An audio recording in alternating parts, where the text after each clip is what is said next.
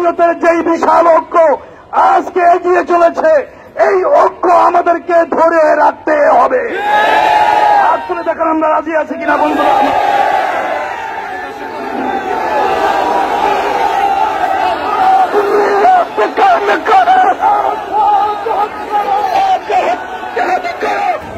বক্তব্য রাখবেন বিশিষ্ট ইসলামের চিন্তাবিদ, রাজনীতিবিদ আল্লামা জয়নুল আবেদিন জুমাই।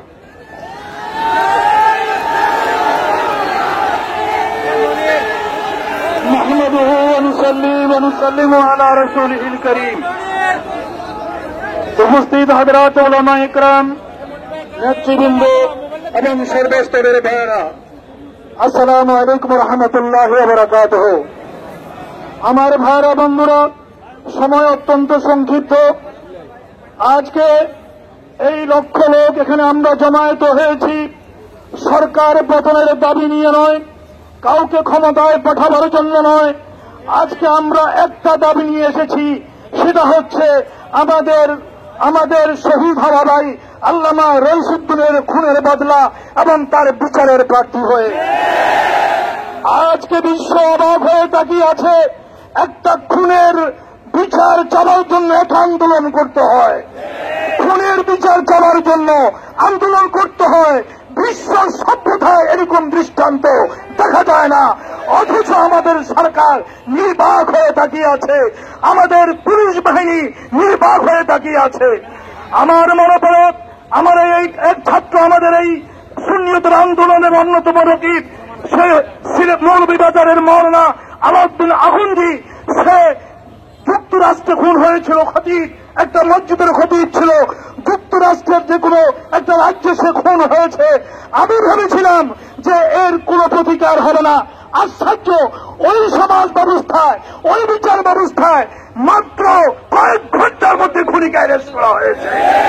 অ্যারেস্ট করা হলো, আমি ভেবেছিলাম দুটো বিচার হবে না, তাকে সর্বোচ্চ শাস্তি দেওয়া হয়েছে যুক্তরাষ্ট্রের মাটিতে। অথচ একটা মুসলিম রাষ্ট্র হয়ে এখানে একজন খতিবকে এভাবে নৃশংসভাবে হত্যা করা হলো। বিচার তো আমরা পাচ্ছি না, বরঞ্চ ওই আল্লামা রইসুদ্দিনের উপরে তারা বহুতান চাপিয়ে দিয়েছে। এটাকে তুহমত বলা হবে না, বহুতান চাপিয়ে দিয়েছে। ওরা ওর উপরে অপবাদ চাপিয়ে দিয়েছে। এটা একটা অসভ্যতা, অনৈতিকতা ছাড়া, এটা উপর থেকে সন্ত্রাস ছাড়া আর কিছু হতে পারে না। আমার ভাইরা বন্ধুরা, এখনো সময় আছে। এর আগে সুন্নিয়তের ময়দানের অনেককে হত্যা করা হয়েছে, শহীদ করা হয়েছে। আমরা বিচার পাই নাই। আল্লামা নূর ইসলাম ফারুকীর মতো মহান শখসিয়ত ব্যক্তিত্বকে ঘরের ভিতরে তার স্ত্রী পুত্রের সামনে জবান করে দেওয়া হয়েছে। আজ পর্যন্ত আমরা বিচার পাই নাই।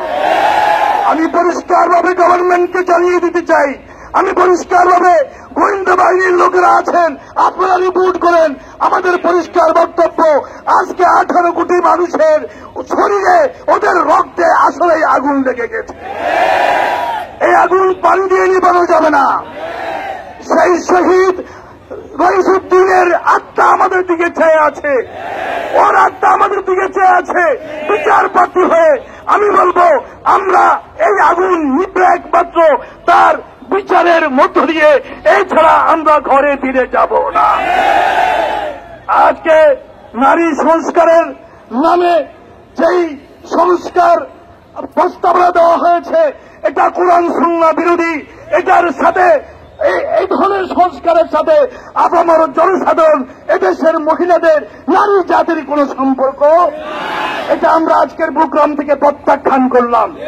পরিশেষে আমি বলতে চাই, যেভাবে হোক না কেন সুন্নিয়তের যেই বিশাল ঐক্য আজকে এগিয়ে চলেছে, এই ঐক্য আমাদেরকে ধরে রাখতে হবে। হাত তুলে দেখান আমরা রাজি আছি কিনা বন্ধুরা।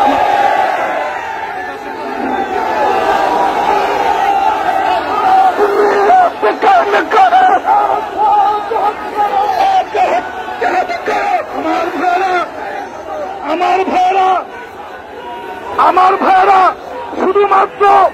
শুধুমাত্র রইসুদ্দিন নয়, আমরা যদি আমাদের এই শিক্ষা ঢালা ঐক্যকে ধরে রাখতে না পারি, তাহলে আমাদের নসিবে অনেক দুঃখ আছে। 18 কোটি মানুষ আমাদের পেছনে আছে। এদেশের রিক্সাওয়ালা, শ্রমিক, ঠেলাগাড়িওয়ালা আমাদের পেছনে আছে। জাতীয় কর্মসূচি নিয়ে সিংহের মতো চিৎকার করে জাতির সামনে আমাদেরকে আসতে হবে। যদি সে ঐক্য ধারণ করে, আমার ভাইরা, আমি ঐক্যবদ্ধভাবে আমরা হাতে হাত ধরে, কে বড় মহাদ্দেশ বাদ দেন, কে বড় ফকির বাদ দিয়ে দেন, কে বড় নেতা পায়ের তলে দিয়ে দেন, আমরা সবাই সুন্নিয়তের আন্দোলনের এক একজন কর্মী। এই রাজপথ থেকেই কে নেতৃত্ব দিবে, আল্লাহর পক্ষ থেকে ফয়সালা এসে যাবে। নেতৃত্বের ফয়সালা আর স্বাধীন হয়ে যাবে। আমরা মাঠে কাজ করবো ইনশাআল্লাহ। এই আহ্বান জানিয়ে আমরা আল্লাহ ভাইরসুদ্দিনের আত্মার সাথে আমরা এই বিচার এটা না পেয়ে আমরা ঘরে ফিরে যাব না। ওর সাথে আমরা এই ওয়াদাবদ্ধ হয়ে আমরা রাজপথে থাকবো, ঢাকায় থাকবো, চট্টগ্রামে থাকবো, দেশের সর্বত্র থাকবো, এই শপথ ঘোষণা করে আমি শেষ করলাম। আসসালামু আলাইকুম রহমতুল্লাহ।